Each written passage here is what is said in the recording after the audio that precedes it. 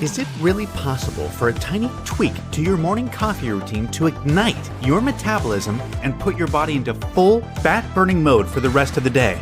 Check out the link in the video description now and transform your morning coffee into a metabolism-boosting super drink. How can America's Democrats continue to offer up Joe Biden as their candidate for leader of the free world? His performance in the TV debate in which Donald Trump trounced him was terrifying, sad, and confirmed exactly what his critics have long argued. His best answers were rambling and muddled, his worst utter gibberish. "I really don't know what he said at the end of that sentence," said Trump, adding, with icy calm and total justification, "I don't think he knows what he said either." It is hard to imagine floating voters, on whom the looming U.S. election will turn, risking Biden and his mental frailty over Trump, despite his scandals. But Republicans should not pop the champagne corks just yet. This may finally be enough for the Democrats to replace Biden with someone more competent and electable, and Trump might struggle then. Opposition parties have all made the same claim about the Tories.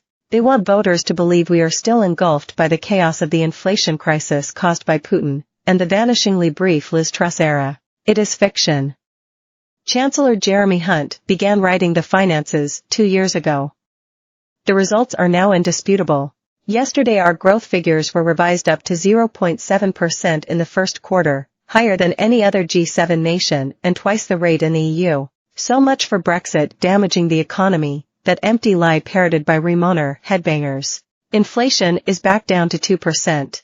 Living standards are up 2.4% as pay rises outstrip prices. Mortgages will drop shortly too. The left says overall living standards have fallen since 2019, cynically neglecting to mention COVID and war. None of this is likely to help the Tories. But if Labour wins power and trumpets some new boom, remember who laid its foundations. Complex problems cannot simply be wished away by Keir Starmer asking everyone to be kind.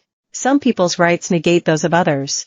Like letting male-bodied trans women legally change gender more easily and use women's safe spaces. It is not enough for Labour to moan that the issue is divisive. That is obvious to anyone hearing blinkered lovey David Tennant call women's rights campaigners whinging little f*********. And when Starmer calls for a respectful debate, bringing the country together, he is spouting twaddle, as a radio caller rightly told him. Compromises cannot always be found.